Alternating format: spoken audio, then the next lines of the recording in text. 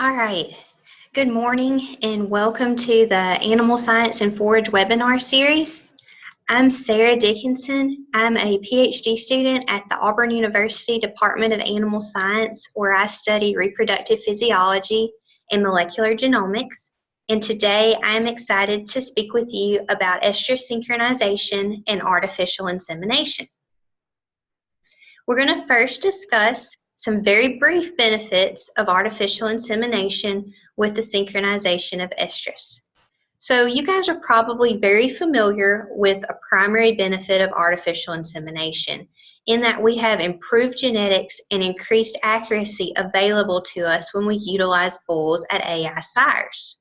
This enables us to do a variety of different breeding schemes, such as inseminating our heifers to a proven calving ease bull, and then inseminating our maternal cows to a bull of our choosing, either a maternal bull to keep heifers or perhaps a terminal bull if we'd like to increase calf weaning weights. However, when we incorporate estrus synchronization with artificial insemination, we have a second benefit in that we increase the reproductive management of our herd. Here, we increase the number of cows conceiving on day one of the breeding season. And I'll argue that this is a very, very important component when we consider our breeding season. So for the remainder of this discussion, we're going to go through a few different topics. First, we're going to have an overview of the normal estrus cycle so that you can understand what happens normally and then what happens when we manipulate the estrus cycle. We're going to look a little bit more deeply into the benefits of synchronizing estrus in our artificial insemination programs. Then we're going to look at the components of a protocol and what these different components do.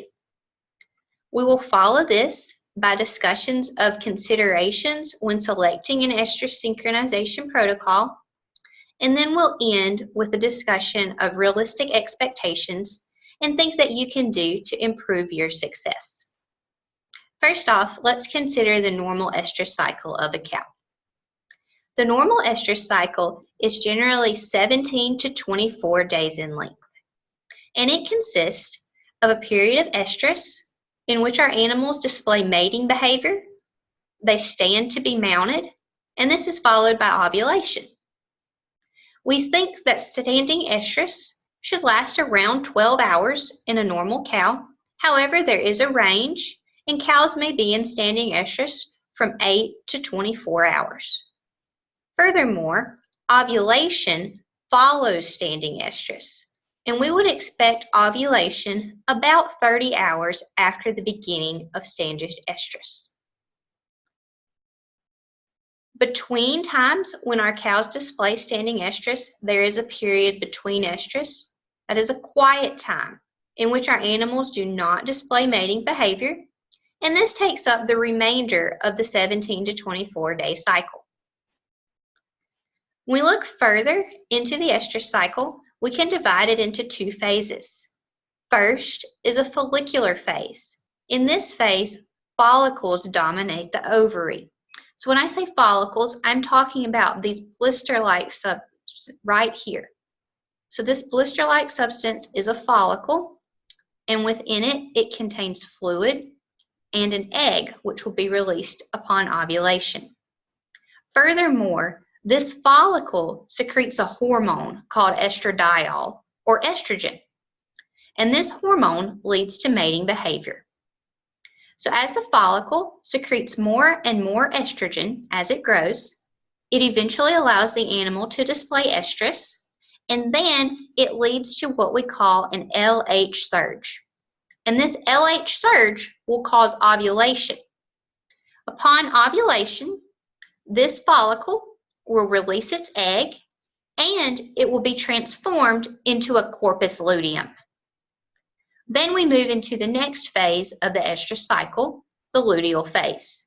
Here, the follicle has transformed into the corpus luteum, or CL for short, and that CL secretes its own hormone. That hormone is called progesterone, and we want to consider this to be a progestation hormone, or the pregnancy hormone. So for the remainder of today's talk, and as you look at estrus synchronization protocols, we can always consider progesterone to be blue. And we'll discuss a little bit more about this blue progesterone hormone later. But let's look at the estrus cycle, and let's focus on ovarian follicles, which we discussed are the blister-like structures. Ovarian follicles in our cows grow in waves. And when I say waves, what I mean is that we have a group of follicles that are recruited to start growing.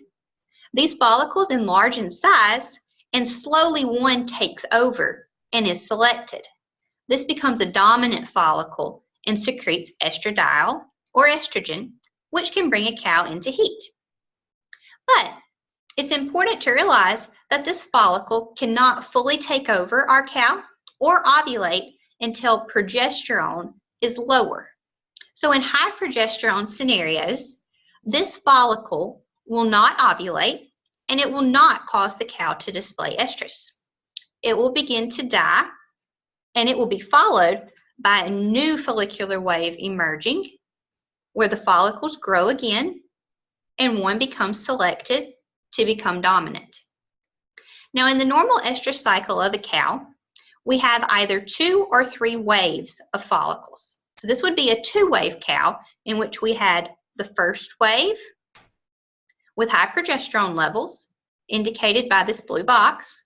So this follicle cannot ovulate, it'll die, and we start a second wave. Now when we think about the cow's estrus cycle, we know that the cow does eventually come into estrus and that the cow does eventually ovulate. Therefore, we must have a signal to reduce this progesterone levels, which are indicated by the blue box. So in a normal estrus cycle of a cow, on about day 14 or 15, if the cow has not been inseminated or if the cow is not pregnant, she releases a hormone called prostaglandin F2 alpha. And we will always consider prostaglandin F2 alpha to be green for the remainder of this talk. And I want you to think of green meaning go. So prostaglandin F2 alpha says go. What it does is it is secreted from our cow's uterus, and then it kills the corpus luteum and thereby decreases progesterone. So we see here prostaglandin is secreted, it kills the corpus luteum, and progesterone levels drop. Once these progesterone levels drop, our cow is under a scenario in which this follicle is allowed to become entirely dominant and secrete enough estrogen to allow her to display estrus. Furthermore, she will experience a luteinizing hormone surge, and this will lead to ovulation of the dominant follicle. So when we look at this process over a period of time, we can see that this is continuous as a cow cycles. So this would be in an instance of a cycling cow that has not been inseminated, or in a cycling heifer that has not yet been inseminated. We see that on day 0, our animals display estrus. Their follicle will then ovulate, and it will turn into a corpus luteum. This corpus luteum secretes progesterone, which is indicated by our blue box, and these progesterone levels remain high until about day 14 or 15 when prostaglandin is secreted. This prostaglandin will then cause progesterone levels to drop, and it will allow for ovulation of the dominant follicle that was growing at that time. So when we think about the follicular waves, as we discussed, cows can have 2 or 3 follicular waves. Our example is a cow that has 2 follicular waves. So we had a cow that ovulated. She has high progesterone levels. She starts a new follicular wave, but this wave cannot ovulate because progesterone is high. So that follicle begins to die and decline, and she starts her second follicular wave, in which the follicle is selected and continues to grow. Here, we had prostaglandin secreted, which killed the corpus luteum and stopped high progesterone levels. So this second follicular waves follicle was allowed to continue growing and secrete enough estrogen for our cow to display estrus and ovulate on day 20 of her cycle. Then we start this all over again, in which the ovulated follicle turns into a corpus luteum, secretes progesterone for a period throughout the cycle. Then the cow secretes prostaglandin F2 alpha to kill the corpus luteum. Progesterone again drops, and our dominant follicle is allowed to cause the cow to display estrus, and then it ovulates. And this continues onward for about every 20 days in this specific cow. Now, an interesting thing to consider when we think of our cow's estrus cycles are that because of the roughly 20-day cycle, about 5% of the cow herd will display estrus on any given day. This also means that about 5% of animals will ovulate on any given day. So let's consider a scenario in which you wanted to start breeding your cows on December the 1st. Under this circumstance, it would take about 20-22 days for all of our animals to display estrus and ovulate, and thereby be allowed to be bred. However, when we utilize estrus synchronization, we can cause all animals to ovulate and be bred on a set date, preferably the first day of the breeding season. So there are benefits to estrus synchronization in that we control the estrus cycles of our cows such that all animals can be induced to ovulate on the first day of the breeding season. And this allows us to have a greater number of cows pregnant early in the breeding season. This then allows us to have benefits of A, increased time from when our cows calve to when we need to breed them next year, and B, older calves, which are then heavier at weaning time. To see the benefits of these older calves, I prepared you a small table that looks at the differences in calf value of calves born on different days of the breeding season. Here we have calves born on day 1 of the breeding season. So this would be calves that came from our fixed timed artificial insemination. We have calves born on day 20. So this would be calves that were born on a cow's second cycle if she was synchronized, or on day 20 under no synchronization protocol, and then calves born on day 40 of the breeding season. If we weaned our calves at around 205 days of age, in this example, 210 days for our oldest calves, you see that we have reduction of age in our calves, and that this reduction of age leads to reductions in weight. If calves gained about 2 pounds a day, our oldest calves could weigh about 500 pounds. Our calves born in the second 20 days of the calving season would only weigh about 460 pounds, and our calves born in the third 20 days of the calving season would only weigh about 420 pounds. When we look at calf value based upon these weights, you can see a drastic difference, even when we consider a price slide that is associated with smaller and larger calves.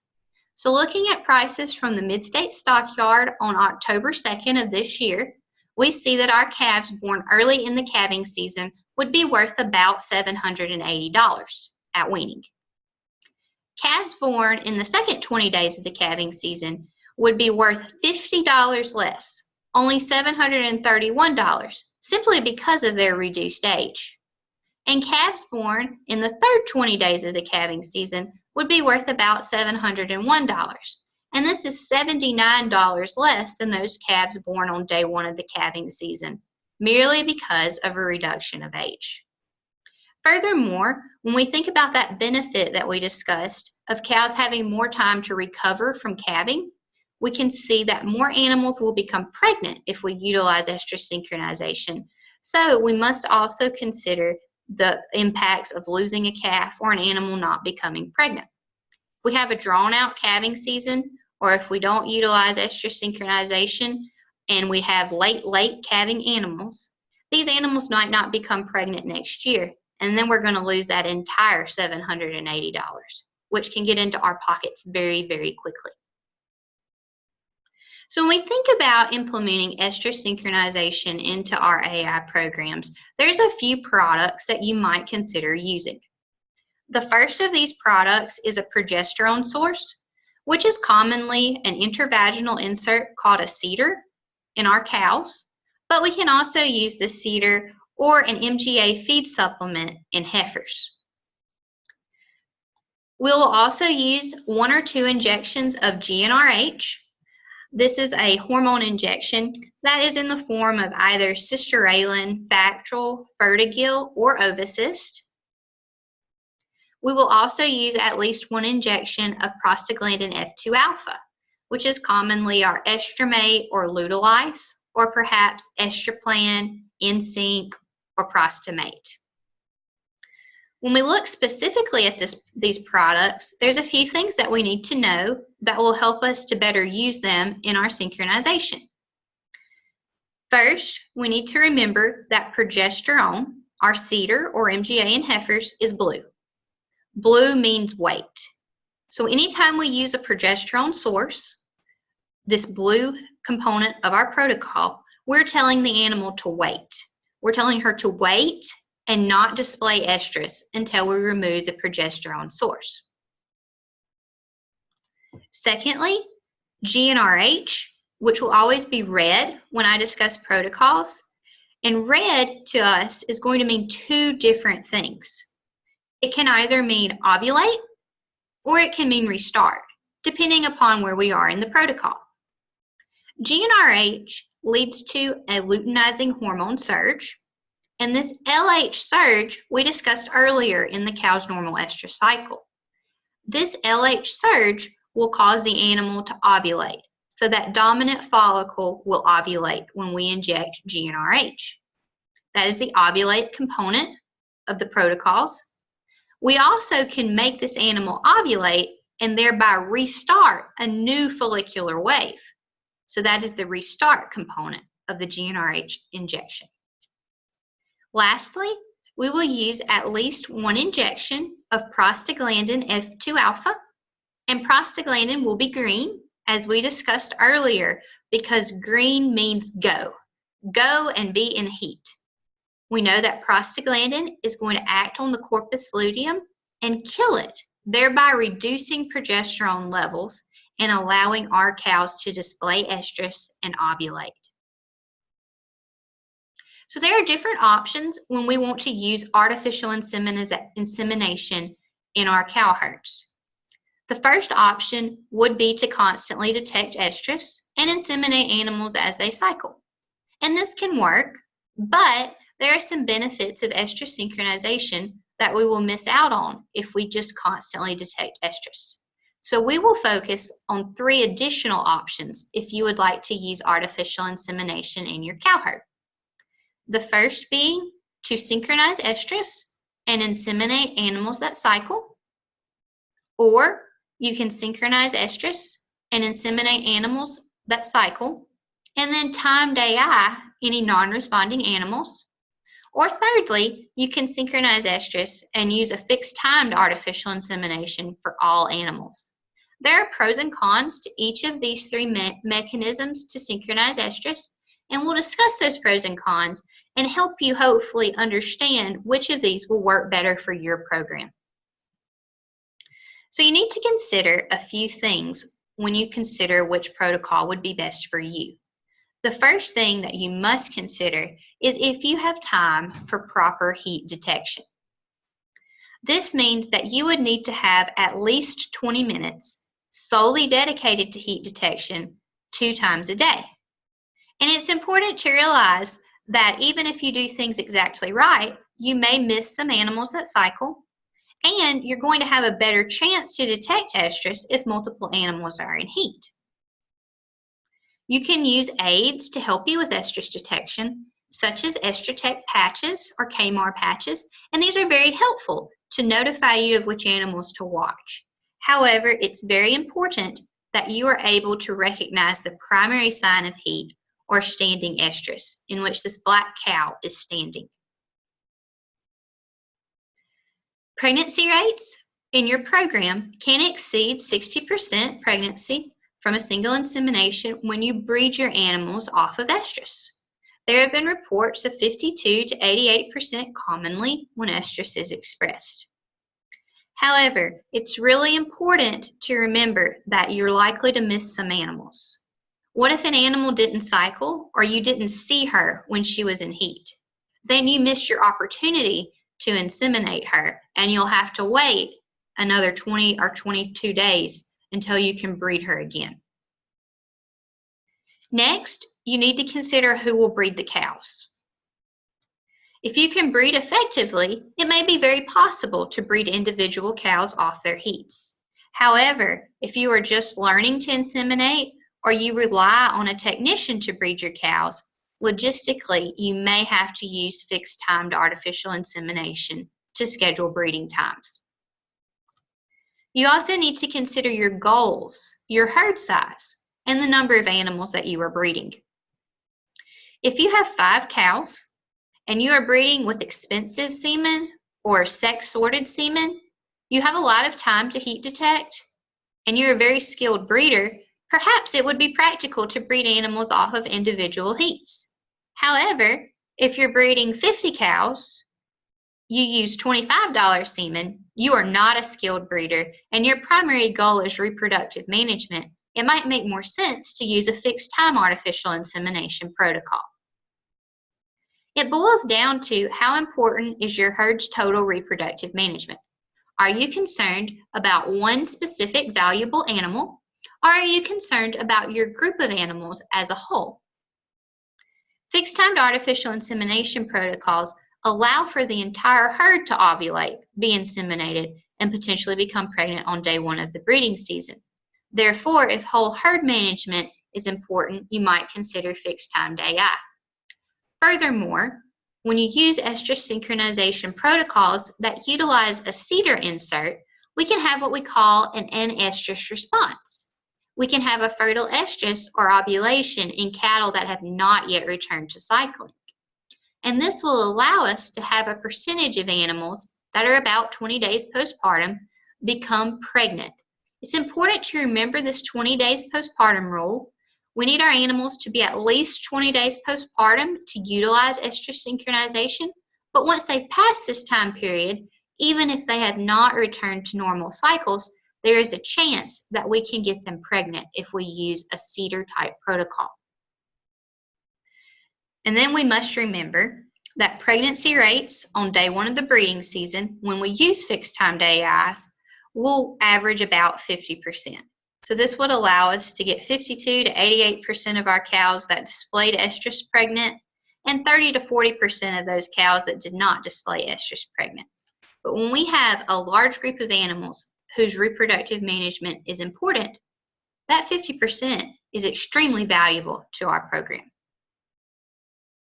So let's look at individual synchronization protocols and consider how they work. The first thing, though, that we must discuss is the importance to use reproductive task force approved protocols. These are the protocols that you see in the back of your AI sire directory or on the reproductive task force website. These have been proven to be the most effective at synchronizing estrus and ovulation based upon multiple studies with many cows. I know that your neighbor may have had rapid success with a protocol that he thinks he did X, Y, and Z with, and he thinks that 99% of his cows become pregnant. However, what if he didn't tag his cows, or what if he didn't keep accurate records? What he thought worked might not work for you.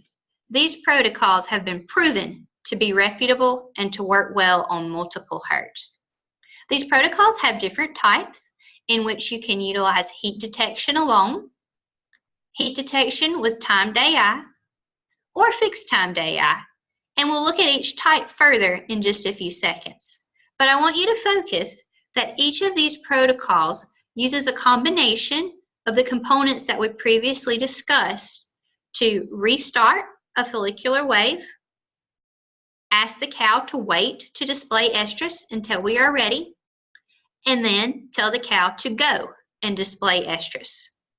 When we use a fixed timed AI component, we follow the go display estrus command with a second injection of GnRH at a timed AI step point to make sure that all animals ovulate.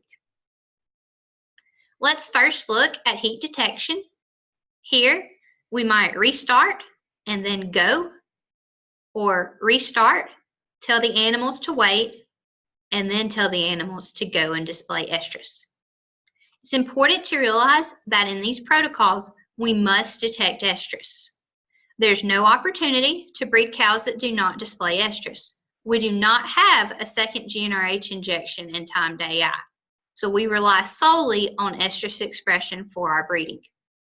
Furthermore, it's sometimes popular to do one injection of prostaglandin, which could work in multiple scenarios, but remember, if no cedar is used, we're not going to have an anestrus response, so we will not have the opportunity to get animals that have not yet returned to cycling pregnant. There's a few limitations in all of our protocols, and I thought this was a good time to discuss them. GnRH, which is the first injection that restarts a follicular wave or causes ovulation at the time of AI, will only cause ovulation and restart the new follicular wave if the follicle is ready. This means that the follicle needs to be greater than or equal to 9 millimeters when we inject GnRH. And if it is this size, this GnRH injection will restart a new follicular wave and synchronize our animal. However, the follicle might not be ready.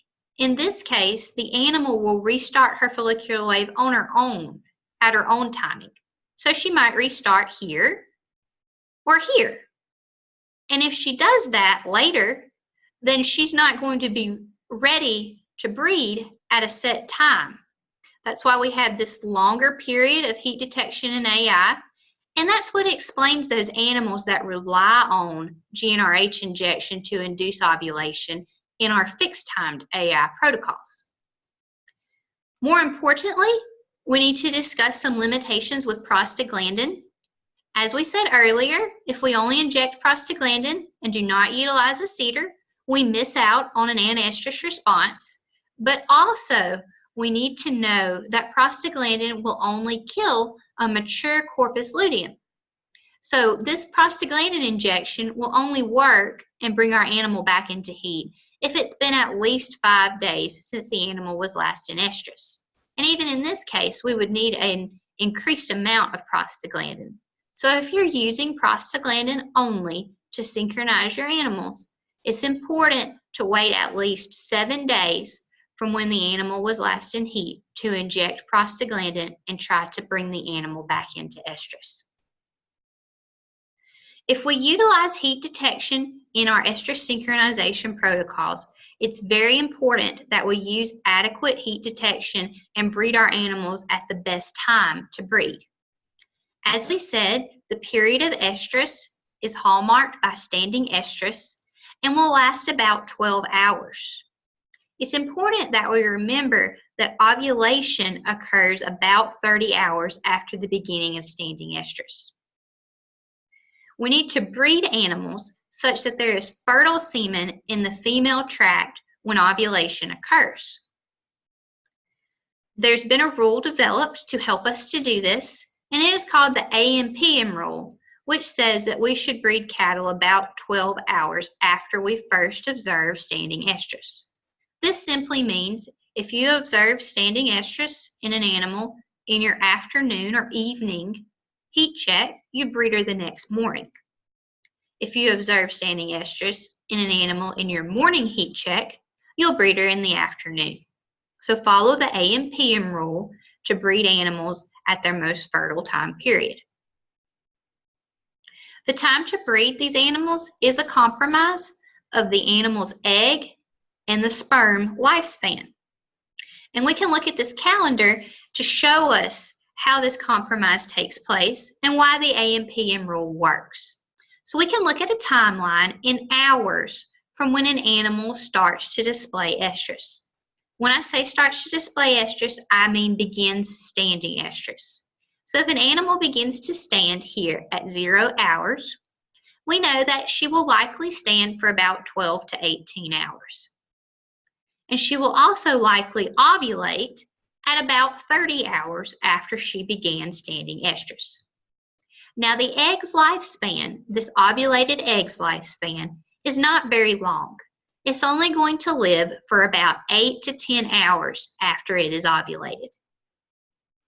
So when we think about breeding cows off of the AM/PM rule, we would inseminate animals at about 12 hours after the start of standing estrus.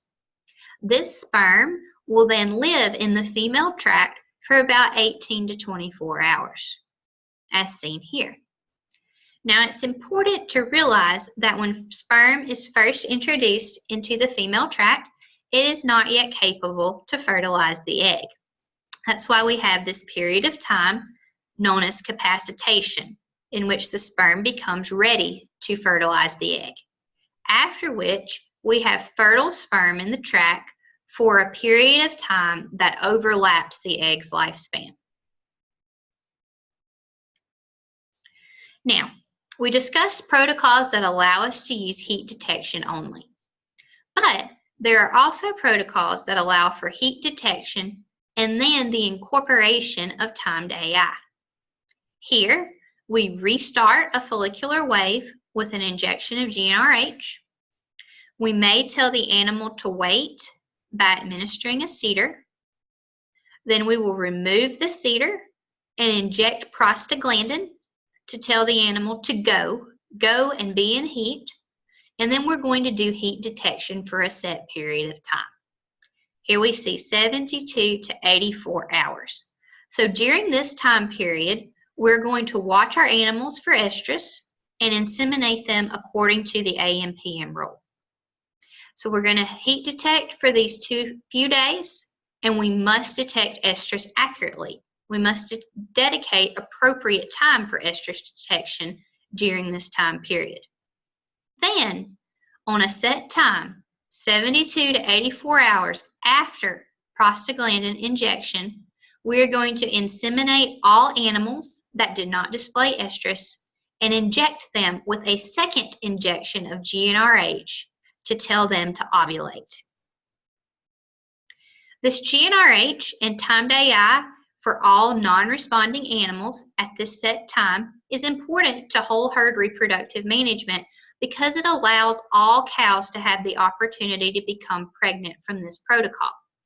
This GnRH2 injection will cause ovulation about 30 hours after breeding, and a proportion of animals that did not display estrus will become pregnant. The key advantage to these heat detection with timed AI protocols are that A, all animals do have the opportunity to be bred and be inseminated, so even animals that don't display estrus can be bred. And secondly, this allows early responding cows a chance to be bred at their optimum fertility. So what I mean is that animals that display estrus very early after prostaglandin injection will be inseminated based upon their estrus, and they will not have to wait for a set time of insemination that may be too late for them. Finally, we'll discuss fixed-timed artificial insemination protocols. These are very similar to the estrus detection and timed AI protocols, with the exception that we have a different time period from prostaglandin injection to artificial insemination. This time period is shorter, and we will inseminate all animals at the conclusion of this time period and inject GnRH. There are benefits to this type of estrus synchronization protocol, the first of which is that no heat detection is required. If you work away from home and do not have adequate time to detect estrus, you do not have to rely on estrus detection in fixed-timed AI protocols. Secondly, all cows will have the opportunity to become pregnant. We are inseminating every animal at this set time and injecting the second GnRH injection, which will lead to ovulation in animals that have not yet displayed estrus and allow them a chance to become pregnant. Furthermore, in mature cows, whole herd pregnancy rates when we use fixed-timed AI are similar to when we use protocols that detect estrus. Now, heifers, on the other hand, are slightly different. Heifers are a more difficult animal to synchronize, and you may have noticed that heifers have different estrus synchronization protocols. The main differences in these protocols are a differing time period from prostaglandin injection to fixed timed AI, and some protocols that are long-term protocols.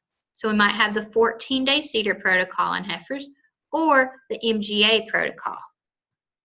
We can use MGA in heifers as a feed additive source of progesterone. However, we only see this in heifer protocols because MGA is only labeled for use in heifers. Furthermore, heifers generally have smaller dominant follicles than do cows. So when we think back to our earlier discussion of injecting GnRH to induce ovulation, you might remember that we said that the follicle must be at least 9 millimeters for this GnRH injection to work. Heifers don't have follicles that are large enough to respond to this injection for as long of a time as do cows. Therefore, they are not as predictably synchronized with this GnRH injection. This is why we have the modified suggested breeding times in heifers, and this is also why we use the long-term protocols, because you'll see we do not rely on an initial injection of GnRH to synchronize a new follicular wave in these long-term protocols. The 14-day CEDAR protocol with prostaglandin is a very well recommended protocol if you are synchronizing your heifers for fixed timed AI. There's two benefits to this protocol. The first of which we discussed, we do not rely on GnRH to synchronize our heifers, but also we have a progesterone source within the heifers for an extended period of time, which will allow us to see an estrus response and induce puberty in our heifers that are almost ready to start cycling but have not yet. They're going to then come into estrus about this time period right here, and then we will inject prostaglandin to bring them back into estrus and inseminate them on their second estrus, which will help us to increase pregnancy rates. When we look at these estrus synchronization protocols in cows or heifers, it's important to have realistic expectations. I've got just a few studies here to show you some realistic expectations for fixed-timed artificial insemination in cows. So here we will look at expectations of whole herd pregnancy rates to fixed-timed AI in cycling cows and in estrus cows, so those animals that have not yet returned to cycling. And you'll see that in these over 2,000 cows, there were about a 57% pregnancy rate in animals that had already began cycling and a 43% pregnancy rate in animals that had not yet begun cycling. And I think this is very remarkable when we think about it. We got almost 50% of cows that had not yet returned to cycling pregnant because we used a fixed-timed artificial insemination protocol. So this helped to increase the percentage of cows that calved early in the calving season, and this really helped us back these anestrus cows up and have them calving earlier in the next year than they did in the current year. Here's another study. This has over 6,000 head of cattle. And in this study, which looked at different farms' fixed-timed AI results, you see that they had a pregnancy rate to AI between 54 and 86%. And these animals had an average fixed-timed AI pregnancy rate of around 62%. So this is very, very encouraging that we can get over 50% of animals in the herd pregnant on day one of the breeding season because we used estrus synchronization. However, it's really important to remember that your pregnancy rates can be a lot lower. If you breed cows that have a low body condition score, use poor semen, don't follow a protocol correctly, don't vaccinate your animals correctly, or have a herd with a large percentage of anestrus animals, you can have much lower pregnancy rates. Fixed-timed AI or estrus synchronization as a whole is not a magic bullet to fix poor reproductive management of the herd. To improve your odds of success with estrus synchronization and artificial insemination, there are a few things that you can do. You can have proper cow herd management. It's essential to assess your herd. You need to have a plan and follow it precisely.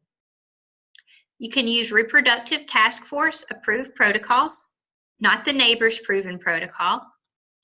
And if you choose to utilize heat detection and you do your artificial insemination yourself, you can be precise, precisely detect heat, precisely handle your semen, and breed cows at the proper time. Each of these steps can be considered a link in a chain of success. When each step is used correctly, we have a strong chain that leads to success. However, anytime we utilize reproduction management in our herd, any one weak link can lead to a break in the chain and therefore ruin the reproductive performance of our cow herd. Let's look closely at a few of these things that we can do to improve our odds of success. First, we need to assess our herd. If you're going to incorporate estrus synchronization for your whole herd, it's important to look at your pregnancy rates for the past few years.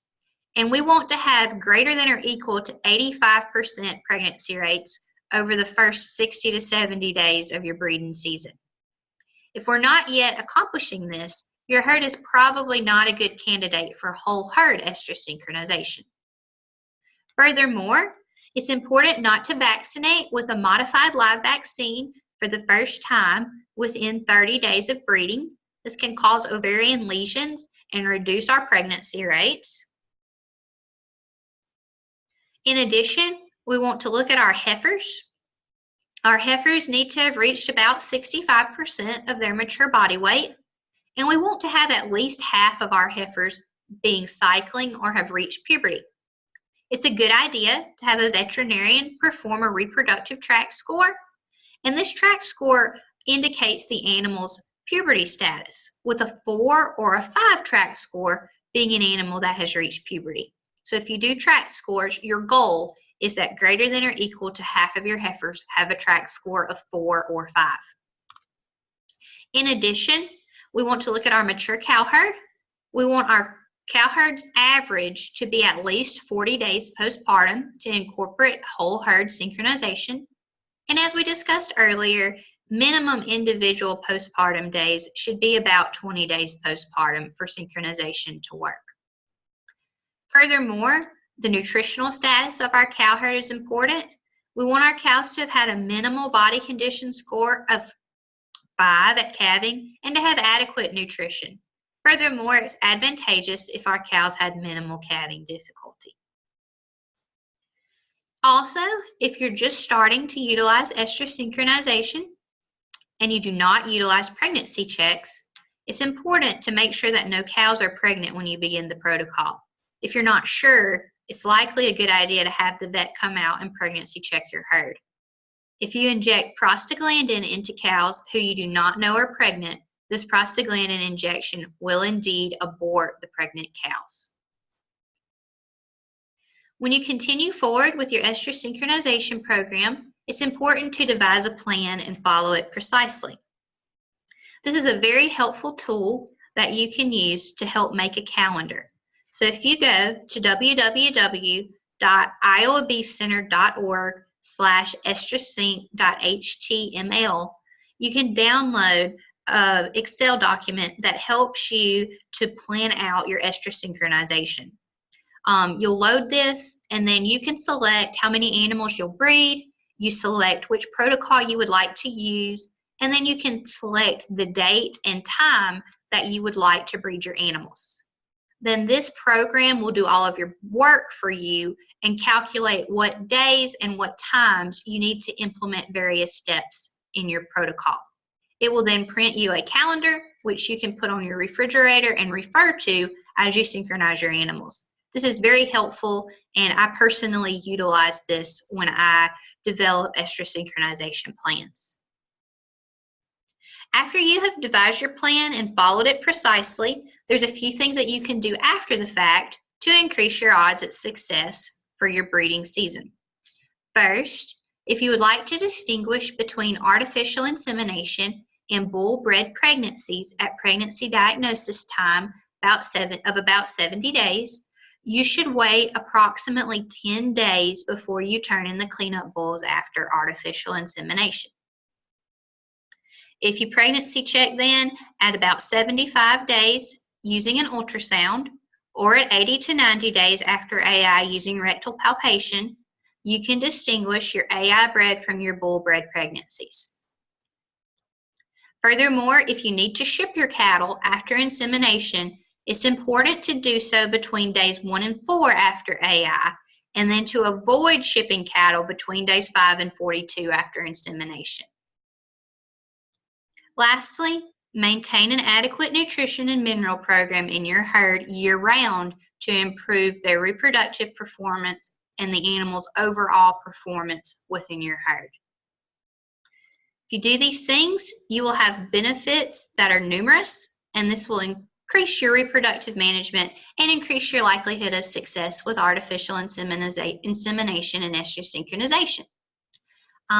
If you have any further questions after watching this, you can contact me directly through email at sed0029@auburn.edu, and please do remember this is an archived program that was pre-recorded. If you would like to review this program, you can go to alabamabeefsystems.com and view this archived program or additional webinars from the webinar series. I've enjoyed speaking with you, and I urge you to tune in next month on November the 14th at 10 a.m. as Mr. Kent Stanford will give a nutrient management update. More information on this is available at alabamabeefsystems.com. Thank you again, and I look forward to hearing from you as you implement estrus synchronization and artificial insemination in your cow herd.